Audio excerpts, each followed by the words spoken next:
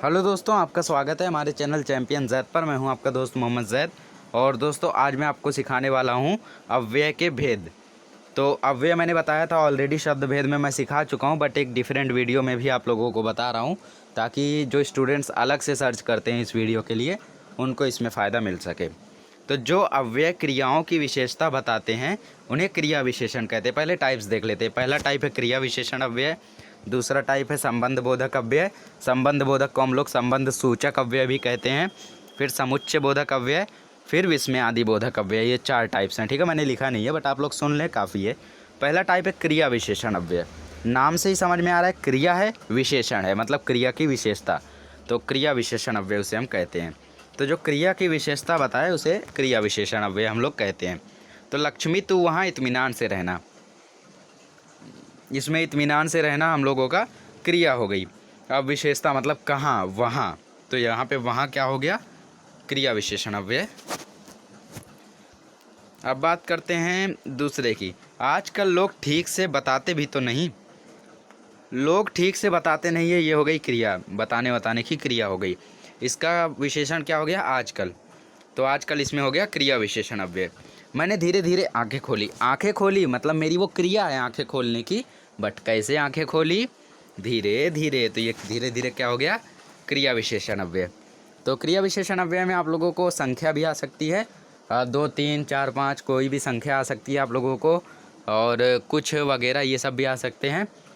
तो ये सभी को आप लोग याद रखें जो आप लोगों को आ सकते हैं, बट 10th के लिए बोर्ड एग्ज़ाम में ये नहीं आने वाले हैं। पहचानने के लिए आप लोगों को 10th बोर्ड एग्ज़ाम में वाक्य में प्रयोग करने के लिए आएंगे। 2 दिया रहेगा, 2 में से किसी का वाक्य में प्रयोग कर दो। जैसे एक बार आया था धीरे धीरे और के पीछे, के बीच में आया था, शायद के पीछे ही ले लेते हैं।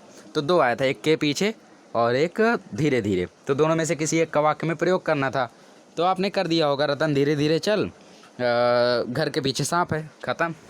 तो इससे आप लोगों को 1 मार्क्स मिल जाता है। वेरी सिंपल, पहचानने के लिए नहीं आता, बट अगर आप एक अलग क्लास के स्टूडेंट हैं तो ज़रूर देखें, हो सकता है कि आपको आए। समुच्चय बोधक अव्यय, जो अव्यय एक वाक्य को दूसरे वाक्य से, एक शब्द समूह को दूसरे शब्द समूह से, एक शब्द को दूसरे शब्द से जोड़ते हैं उन्हें समुच्चय बोधक अव्यय कहते हैं।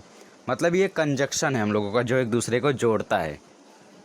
तो कोई भी 2 वर्ड हो, 2 फ्रेस हो या 2 सेंटेंस हो, उनको जोड़ने वाले शब्द को कहते हैं समुच्चय बोधक अव्यय। जैसे गोवा में उमस थी, पहला वाक्य, मुंबई जितनी नहीं, दूसरा वाक्य, दोनों को कौन जोड़ रहा है, लेकिन। मित्र प्रतीक्षा कर रहे थे, इंतजार कर रहे थे, कब मेरी टांग टूटे। पहला वाक्य मेरी टांग टूटे, दूसरा वाक्य मेरी टांग टूटे, और पहला वाक्य है मित्र प्रतीक्षा कर रहे थे। अब दोनों को कौन जोड़ रहा है, की। तो इसमें की क्या हो गया, समुच्चय बोधक अव्यय। पाँव इधर उधर गया, मोच आ गई, मोच आ जाएगी। तो इसमें दोनों वाक्य को कौन जोड़ रहा है, तो क्या हो गया, समुच्चय बोधक अव्यय। अब बात करते हैं तीसरे टाइप की, दैट इज संबंध बोधक अव्यय। जो अव्यय संज्ञा या सर्वनाम के बाद आकर उस संज्ञा या सर्वनाम का संबंध वाक्य के दूसरे शब्दों के साथ जोड़ते हैं उन्हें संबंध बोधक अव्यय कहते हैं। मतलब संज्ञा या सर्वनाम के बाद आते हैं ये शब्द और उनको दूसरे शब्दों के साथ जोड़ते हैं, उनका संबंध बताते हैं, दिशा निर्देश देते हैं, या फिर उनके संबंध के बारे में बताते हैं, किसी से रिलेट करते हैं, उसे हम लोग संबंध सूचक या संबंध बोधक अव्यय कहते हैं। जैसे पणजी मांडवी नदी के किनारे स्थित है। अब पणजी मांडवी नदी तो है, बट कहाँ स्थित है, किनारे। तो ये क्या कर रहा है, संबंध दर्शा रहा है दोनों के बीच में। अब मैं अपने परिवार इंदौर से गोवा पहुंचा, परिवार के साथ, तो के क्या हो गया, के साथ क्या हो गया, संबंध बोधक अव्यय। हमारे घर के पीछे नदी बहती है, घर हो गया संज्ञा, दूसरा है नदी, 2 संज्ञा हो गई। अब दोनों को कौन दिशा निर्देश दे रहा है, कौन जोड़ रहा है, के पीछे। तो ये हो गया हम लोगों का संबंध बोधक अव्यय। इस तरीके से आप लोग पहचान सकते हैं। और सबसे खास बात कि संबंध बोधक अव्यय में के जरूर रहेगा। तीनों वाक्य में आप लोग देखोगे तो के रहेगा, और 1% चांसेस में हो सकता है कि ना रहे। अब चौथा है विस्मयादि बोधक अव्यय। सिंपली आप लोग ले ले, जहाँ पे आप लोगों को विस्मयादि बोधक चिन्ह दिख जाए, उल्टा आई दिख जाए, ये वाली साइन दिख जाए, सीधा समझ जाना ये कौन सा अव्यय है, विस्मयादि बोधक अव्यय। अब डेफिनेशन क्या है कि जिन अव्ययों का संबंध वाक्य के किसी पद से नहीं होता, बल्कि जो अव्यय केवल वक्ता के आनंद, हर्ष, भय, शोक, तिरस्कार, घृणा आदि भाव सूचित करते हैं, उसे विस्मयादि बोधक अव्यय कहते हैं। मतलब कि ये क्या करते हैं, ये आप लोगों की भावनाओं को दर्शाते हैं, आप हंस रहे हो, रो रहे हो, दुश्मनी है, दोस्ती है, आनंद है, डर है, दुख है या खुशी है, तो उसको जो दर्शाता है जो शब्द, उसे हम लोग क्या कहते हैं? विस्मयादि बोधक अव्यय। तो अबे धीरे धीरे चल, तो इसमें ये क्या हो गया? विस्मयादि बोधक अव्यय।